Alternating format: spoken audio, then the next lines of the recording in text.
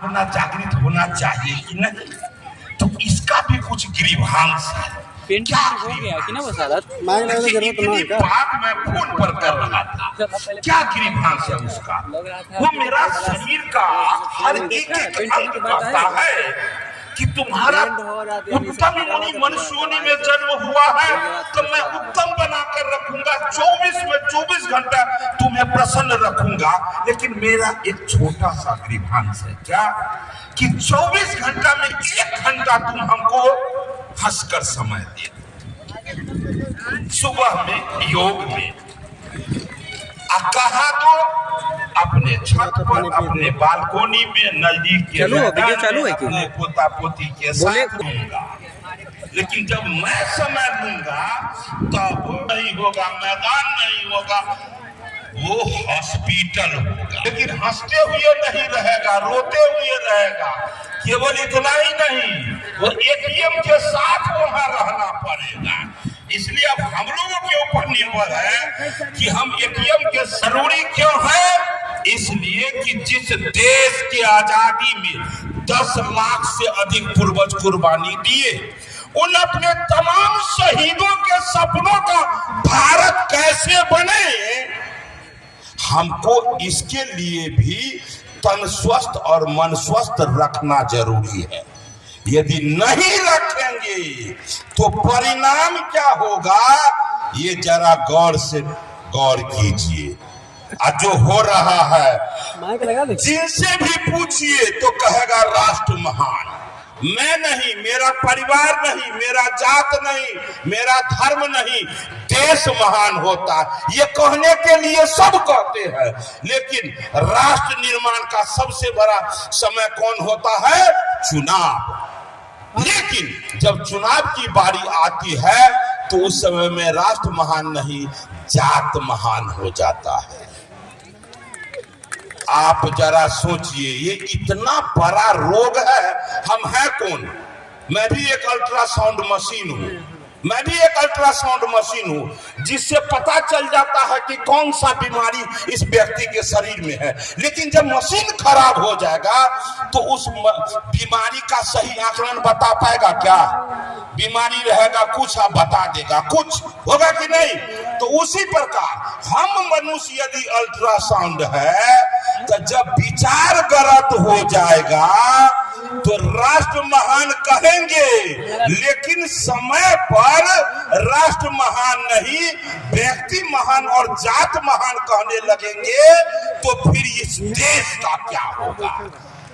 जिस देश की आजादी में 10 लाख से अधिक पूर्वज कुर्बानी दिए, 10 भी नहीं थे जो जात के लिए कुर्बानी दिए थे, सब देश के लिए दिए थे।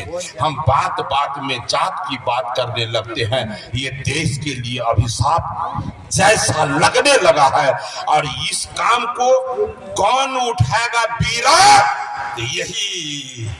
यही ओम लिखा हुआ और ये पीलाधारी, ये जो योग योद्धा भारत माँ के सपूत बैठे हुए हैं, केवल और केवल यही तन और मन स्वस्थ करने का बीड़ा आप उठाए हैं। इसलिए आप आम नहीं है, आप खास है। आप सृष्टि के निर्माता परम पिता परमेश्वर के आप दूत है, तो हम परमेश्वर का निमित्त। अच्छा, परमेश्वर का दूसरा विकल्प कौन हो सकता है? हम जरा इस पर विचार करें। परमेश्वर का दूसरा विकल्प इंसान के अलावा कोई दूसरा हो सकता है क्या? जिसके अंदर दया का भाव, क्षमा का भाव, सहयोग का भाव, प्रेम का भाव है, अरे वही तो ईश्वर का दूसरा विकल्प हो सकता है। तो यही योग योद्धा है। हम लोग जो मार्गदर्शन यहाँ मिलेंगे राकेश बाबू से, हम उसको आत्मसात करेंगे। और एक हरी सहनी नहीं, राजनीति में असंख्य हरी सहनी जैसे पतंजलि के दूत को पैदा करना होगा, जो जाकर यहाँ ऐसे राजनीति को मैं देश का सबसे बड़ा मंदिर मानता हूं, क्योंकि जितने छोटे या बड़े योजना विकास का निकलता है वो सब राजनीति के माध्यम से निकलता है। शिक्षा विभाग एक विभाग देखेगा, चिकित्सा एक विभाग देखेगा, इंजीनियर एक विभाग को देखेगा, लेकिन राजनीति सभी विभागों का मॉनिटरिंग करता है। और इसमें यदि आप जैसे लोग जब आएंगे तो निश्चित रूप से एक बेहतर समाज तैयार होगा। तो हमको समाज में जाकर योग सिखाएंगे, और जिस दिन लोग हमें कहेंगे ये बड़ा उपकारी व्यक्ति है, इस बार इसी को मुखिया में खड़ा करो, सरपंच में खड़ा करो, विधायक में खड़ा करो, हमको ऐसा माहौल बनाना है और अपने इस बिहार, अपने देश को समृद्ध बनाना है, संस्कारवान बनाना है, और योग योद्धा के रूप में, ईश्वर के विकल्प के रूप में, ईश्वर के दूत के रूप में हमें साबित करना है।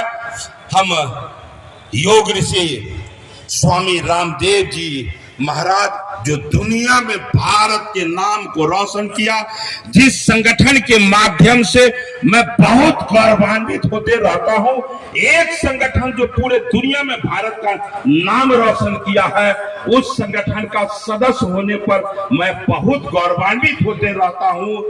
हम सब मिलकर स्वामी जी के मिशन को पूरा करें। और एक 1.5 मिनट और ले लूंगा।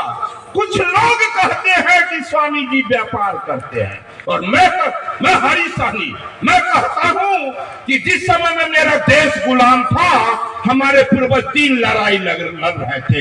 एक, अंग्रेज भारत छोड़ो, दूसरा को हत्या बंद करो, और तीसरा था स्वदेशी का।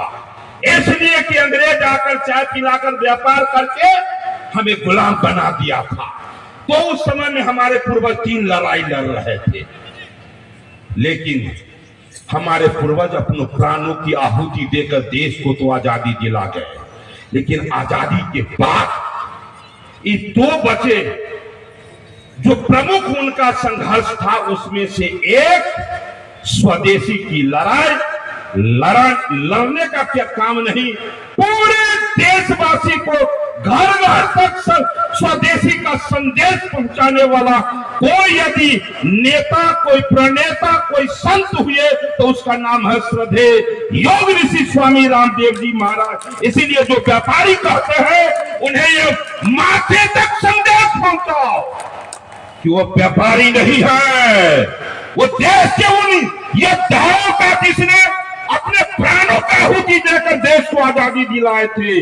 और उस समय में वो अंग्रेजों से लोहा लेने का काम किए थे। उस समय में जो उनका संकल्प था, उस संकल्प को कोई पूरा करने का काम यदि कर रहा है तो उसका नाम है योग ऋषि स्वामी रामदेव जी महाराज। इसलिए वो धन्यवाद के पात्र है। और दुनिया के जितने मतलब उद्योग चलाने वाले लोग हैं, आज भारत से लूट कर ले जा रहे थे, आज भारत को वहां जा रहा है। मैं इन्हीं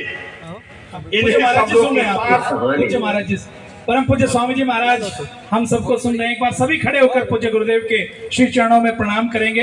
एक बार सभी अपने स्थान पर खड़े हो जाएंगे। जाओ प्रणाम। आवाज आ रही है राकेश जी? जी आ रही है पूज्य महाराज श्री। ये हरी सहानी तो बहुत जोर का भाषण देता है महाराज। आने वाले मुख्यमंत्री हैं महाराज जी, हमारे जिला प्रभारी हैं। हिंसा करने लग जाएंगे लोग। अरे कहाँ है बाबा जी? तो ये हमारे सामने ही नहीं बोलता, ये तो बहुत भयंकर बात बोलता है। चलो हरी सहानी के लिए जोरदार अभिनंदन है। ये हमारे बहुत ही ऊर्जावान, निष्ठावान और एकदम पक्के सनातनी, पक्के हिंदू, पक्के राष्ट्रवादी हमारे योगी है। ओम स्वामी जी ओम। हमारे भाई अजीत जी, भाई चंदेश्वरी जी, जो 2 दशकों से अहर्निश इस सेवा में लगे हैं।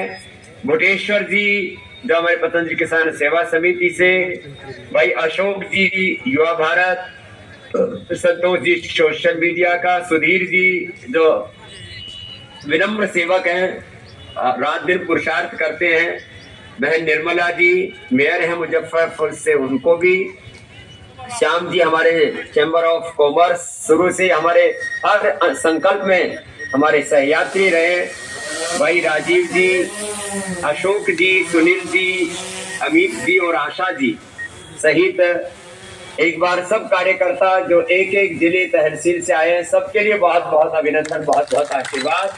सब बैठ जाओ, सबको आशीर्वाद है, बैठो बैठो, विराज विराज विराज। और अभी मैं तो आपने देखा होगा माथे पर अभी भस्म लगा है, तिलक लगा है, अभी मैं पूजा पाठ ही कर रहा था। अभी आज हमारा स्पेशल पूजा था तो इसलिए हम अभी पूजा करके सीधे आए, अभी कोई काम नहीं किया, सब आप ही से बात किए। तो हमारा दिन शुरू चालू रखो। अच्छा, हमारा प्रतिनिधि है, हम सब, हम राम के, कृष्ण के, हनुमान के, शिव के प्रतिनिधि हैं। हम माता सीता, लक्ष्मी, दुर्गा, सरस्वती, भवानी, भगवती के प्रतिनिधि हैं। अपने आप को अपने गुरु का उत्तराधिकारी मान के, प्रतिरूप मान के, उनका मूर्त रूप विग्रहवान रूप मान करके अपने आप को अपने भगवान राम कृष्ण आदि का प्रतिरूप मान करके आपको जीना है। तो योग को करना है, कराना है। इस योग धर्म, वेद धर्म, ऋषि धर्म के अनुरूप आचरण करना, उसको जीना है। और उस योग धर्म, वेद धर्म, ऋषि धर्म को बढ़ाने के अपने जीवन के आहुति अर्पित करके अपने को, अपने जीवन को भी धन्य बनाना है और अपने भारत माता को परम वैभवशाली बनाना है। आप सब कार्यकर्ता इतने भक्ति से, इतना कष्ट सह करके कोई बसों में आप पुरुषार्थ करते हैं, आपके तप को, आपके पुरुषार्थ को, आपकी गुरु निष्ठा को, आपकी योग निष्ठा, सेवा निष्ठा, राष्ट्र निष्ठा को मैं प्रणाम करता हूँ। क्योंकि बहुत वक्त हो गया, आप बहुत लंबे समय से अभी बैठक में हैं। जो आपको टारगेट दिया गया है उसको पूरा अचीव करेंगे इस संकल्प के साथ। और मुझे जो दिख रहा है, ये जो पूरा परिवर्तन अब बहुत बड़े रूप में देश और में घटित होने वाला है और सनातन धर्म को युग धर्म के रूप में गौरव मिलने वाला है। जैसे आचार्य चाणक्य और चंद्रगुप्त के समय वो भारत को अखंड बनाने का काम बिहार से हुआ था और पूरी दुनिया की आध्यात्मिक राजधानी, 3 बड़े परिवर्तन हुए। एक परिवर्तन भगवान बुद्ध के समय बिहार से हुआ और उसी से नाम, उनके विहरण करने से ही नाम बिहार का बिहार हुआ। और जैन धर्म और बुद्ध धर्म की दोनों क्रांतियां बिहार की धरती से हुई। एक वो आध्यात्मिक क्रांति हुई, दूसरी राजनैतिक क्रांति वो चंद्रगुप्त और चाणक्य के द्वारा बिहार की धरती से हुई। और भारत को जो टुकड़ों टुकड़ों में खंड खंड बट रहा था, उसको अखंड बनाने का काम पाटलिपुत्र से हुआ। और चंद्रगुप्त चाणक्य ने उसको राष्ट्रव्यापी विस्तार दिया। और आज भी भारत के राज सत्ता में चाहे वो अशोक चक्र है, चाहे वो अशोक की लाट है, सब कुछ सारे हमारे राजनीतिक प्रतीकों का कोई सबसे बड़ा प्रतिमान है, उसका सबसे बड़ा कोई उसकी जननी है तो बिहार की भूमि है। और फिर जयप्रकाश नारायण जी के समय ये पूरी एक तरह से संपूर्ण राजनीतिक परिवर्तन का, संपूर्ण आजादी का भी कहीं से आगाज हुआ तो वो भी बिहार की धरती है। और अब सनातन धर्म को एक विश्व धर्म के रूप में गौरव मिलेगा और बिहार अब और गरीब नहीं रहेगा। बिहार भी सब प्रकार की सामाजिक, आर्थिक, धार्मिक, आध्यात्मिक उन्नति से संपन्न देश का सर्वश्रेष्ठ राज्य बनेगा। तब ये नई क्रांति का सूत्रपात भी बिहार से। और इसमें शिक्षा की भी क्रांति होगी, चिकित्सा की भी क्रांति होगी, आर्थिक क्रांति भी होगी।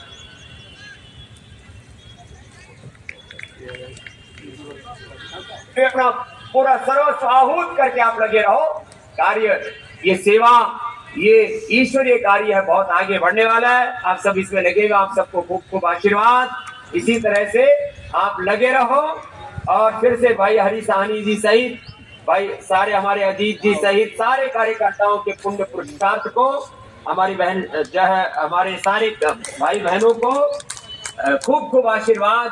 और जैसे भाई राकेश जी आपको जो है, जो भारतीय शिक्षा बोर्ड का टारगेट है उसको भी पूरा करना, योग कक्षाओं का भी टारगेट पूरा करना, संगठन के विस्तार का भी टारगेट पूरा करना, और आप इस तरह से योग को करना, कराना और योग के अनुरूप आचरण करना कि आपके पीछे पीछे पहले पूरा बिहार, फिर पूरा हिंदुस्तान और फिर पूरा जहान चल पड़े। ऐसा आप करेंगे। मेरी बहुत बहुत शुभकामनाएं। बोलो भारत माता की।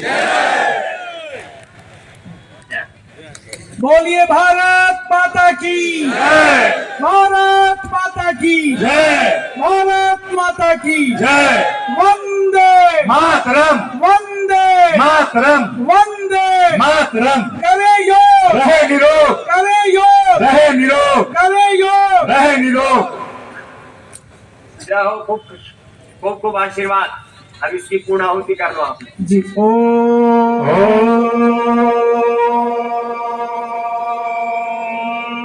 श्री गुरुभ्यो नमः। ओम सर्वेभ्यो नमः। ओम श्री परमात्मने नमः। बाबा चलेगा। ओ परम पूज्य श्रद्धेय स्वामी जी के चरणों में आप सब कार्यकर्ताओं की ओर से नम